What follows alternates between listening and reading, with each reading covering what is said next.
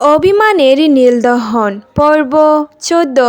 লেখিকা আশু দাস। পরদিন সকালে চৌধুরী বিলার সামনে একটা দামি কালো গাড়ি এসে থামল। আসমা বেগম আর চৌধুরী সাহেব ড্রয়িং রুমে বসেছিলেন। হঠাৎ মেঘলাকে দেখে আসমা বেগম হাতে থাকা তসবিহটা ফেলে দিয়ে দৌড়ে এলেন। মেঘলা, আমার মা ফিরে এসেছে। তিনি মেঘলাকে জড়িয়ে ধরতে গেলেন, কিন্তু মেঘলা আলতো করে সরে দাঁড়ালো। তার মুখে কোনো আবেগ নেই। সে শান্ত গলায় বলল, মা, আমি এখানে কারো বউ হয়ে আসিনি। আমি এসেছি এই বাড়ির নতুন অংশীদার হিসেবে। কাল রাতে মিস্টার চৌধুরীর সাথে আমার ডিল হয়েছে। এই বাড়ির অর্ধাংশ এখন আমার কোম্পানির নামে। পেছন থেকে আরব নেমে এলো। তার চোখে মুখে এক ধরনের প্রশান্তি। সে জানে মেঘলা কঠোরতা দেখাচ্ছে, কিন্তু অন্তত সে চোখের সামনে থাকবে। আরব বলল, মা, মেঘলা এখানেই থাকবে। ওর পুরনো ঘরটা গুছিয়ে রাখা হয়েছে। মেঘলা আরবের দিকে তাকিয়ে এক চিলতে বাঁকা হাসি দিল। পুরনো ঘরে আমি কেন থাকবো? আমি থাকবো মাস্টার বেডরুমে, মানে আপনার রুমে মিস্টার চৌধুরী। কারণ ওই ঘরটার ভিউ সবচেয়ে ভালো, আর আমি এখন কম্প্রোমাইজ করতে শিখিনি। পুরো বাড়িতে পিনপতন নীরবতা। আরব দমে না গিয়ে উল্টো হাসলো। অবশ্যই, আমার ঘর আজ থেকে তোমার। আমি পাশের ছোট্ট রুমে শিফট করছি। রাতে ডিনার টেবিলে এক অদ্ভুত দৃশ্য দেখা গেল। যে টেবিলে একসময় মেঘলা সবার শেষে বসতো বা একা খেত, আজ সে সেই টেবিলের প্রধান চেয়ারে বসেছে। আসমা বেগম নিজ হাতে মেঘলার প্রিয় পদগুলো রান্না করেছেন। আরব বারবার মেঘলার দিকে খাবার এগিয়ে দিচ্ছিল। এই নাও মেঘলা, ইলিশ মাছের মাথাটা তোমার খুব প্রিয় ছিল, তাই না? মেঘলা প্লেটটা সরিয়ে দিল। দুঃখিত, এখন আমি ডায়েট করি। এসব তেল মশলাযুক্ত খাবার আমার চলে না। আর হ্যাঁ মিস্টার চৌধুরী, কাল সকাল 7টায় আমার ইয়োগা ট্রেনার আসবে।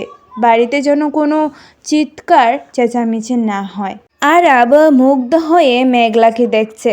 মেঘলা কতটা বদলেছে। এই জেদ, এই দম্ভ যেন তাকে আরও বেশি আকর্ষণীয় করে তুলছে। আরব ভাবল, যত পারো অবহেলা করো মেঘলা।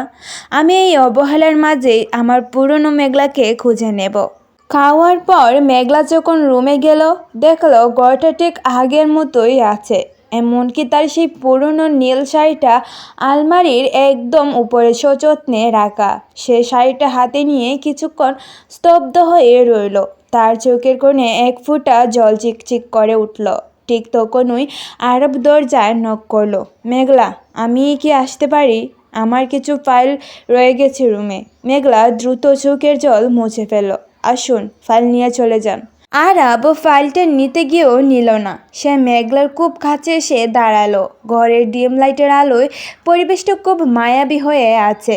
আরব ফিস ফিস করে বলল, শাড়িটা আজও নীল আছে মেঘলা, শুধু এর মালকিন কেন এতটা ধূসর হয়ে গেল? মেঘলা নিজেকে শক্ত করে বলল, ধূসর হয়ে বালু আরব সাহেব। রঙিন স্বপ্ন দেখার চেয়ে ধূসর বাস্তব অনেক বেশি নিরাপদ। আপনি ফাইল নিন আর এখান থেকে যান। আর আব্বু চলে যাওয়ার বদলে মেঘলার খুব কাছে এসে তার কানের কাছে মুখ নিল। আমি জানি এই পাথরের আড়ালে আজও সেই পুরনো মেঘলা বাস করে। আমি তাকে বের করেই ছাড়ব। আরবের উষ্ণ নিঃশ্বাস মেঘলার গায়ে লাগতেই সে শিউরে উঠল। তার হৃৎপিণ্ড যেন বিদ্রোহ করতে চাইছে। আরব আলতো করে মেঘলার হাত স্পর্শ করলো। মেঘলা এবার আর ধাক্কা দিল না, শুধু বড় বড় নিঃশ্বাস নিতে লাগলো। ঠিক সেই মুহূর্তে মেঘলার ফোনে একটা মেসেজ এলো। স্ক্রিনের নাম উঠল শাহরিয়ার। মেসেজে লেখা, মেঘলা, কাজটা সাবধানে করো। আরবের মায়ে আবার ডুবে যেও না। মেসেজটা দেখে মেঘলা যেন বাস্তবে ফিরে এলো। সে চটকা দিয়ে আরবের হাত সরিয়ে দিল। নিজের সীমানা ভুলে যাবেন না মিস্টার চৌধুরী। মনে রাখবেন, আমি এখানে আপনার পতন দেখতে এসেছি, প্রেম করতে নয়। আরব হাসল, একে বিষণ্ণ হাসি। পতন তো আমার 2 বছর আগে হয়ে গেছে মেঘলা, এখন শুধু ধ্বংস হওয়ার বাকি। আরব চলে যাওয়ার পর মেঘলা দপাস করে বিছানায় বসে পড়ল। শাহরিয়ারের মেসেজটা তার হৃৎপিণ্ডের দুকদুকানি বাড়িয়ে দিয়েছে। সে জানে শাহরিয়ার ঠিকই বলেছে। আরবের সান্নিধ্য তার দীর্ঘদিনের জমানো পাথরে দেয়াল ধসিয়ে দিতে পারে। মেঘলা আয়নার সামনে দাঁড়িয়ে নিজেকে দেখল। চোখের কাজল সামান্য লেপ্টে গেছে। সে বিড়বিড় করে বলল, না মেঘলা, দুর্বল হলে চলবে না, এই মায়া একটা ভ্রম। পরদিন সকাল 7টা, চৌধুরী বিলার ড্রয়িং রুমে এক অদ্ভুত কর্মযজ্ঞ শুরু হয়েছে। মেঘলার ইয়োগা ট্রেনার এসেছে। মেঘলা ব্ল্যাক জিম আউটফিটে ম্যাটের উপর বসে গভীর মনোযোগ দিয়ে ব্রিদিং এক্সারসাইজ করছে। ঠিক সেই সময় আরব নিচে নামলো। তার পরনে ট্রাকস্যুট, সম্ভবত সে জগিংয়ে যাচ্ছিল। মেঘলাকে ওই পোশাকে দেখে আরব এক মুহূর্তের জন্য থমকে দাঁড়ালো। মেঘলার ব্যক্তিত্ব থেকে যেন আত্মবিশ্বাসের তেজ বিচ্ছুরিত হচ্ছে। আরব আলতু পায়ে মেঘলার পাশে গিয়ে বসলো। মেঘলা চোখ না করলেই বলল, মিস্টার চৌধুরী, আমি বলেছিলাম সকালটা যেন শান্ত থাকে, আপনার উপস্থিতিও আমাকে ডিস্টার্ব করছে। আরব মুচকি হেসে বলল, আমি তো কিছুই বলছি না মেঘলা, শুধু ইয়োগাটা তোমার সাথে প্র্যাকটিস করতে চাই। শরীরের সাথে মনটাও একটু শান্ত করা দরকার। মেঘলা চোখ খুলে তীব্র দৃষ্টিতে তাকালো। আমার সাথে পাল্লা দেওয়া আপনার অভ্যাস নেই, আর এই জেদ আপনার দাঁতে সইবে না। চেষ্টা করে দেখতে দোষ কি? আরব হাসি মুখে বলল। ইয়োগা সেশন শেষে মেঘলা যখন গাম মুছতে মুছতে কিচেনের দিকে যাচ্ছিল, আরব তাকে থামালো। তার হাতে একটা কাচের গ্লাসে হালকা গরম জল আর লেবু মধু। এটা নাও, ইয়োগার পর শরীর হাইড্রেটেড রাখা জরুরি। আরব গ্লাসটা বাড়িয়ে ধরল।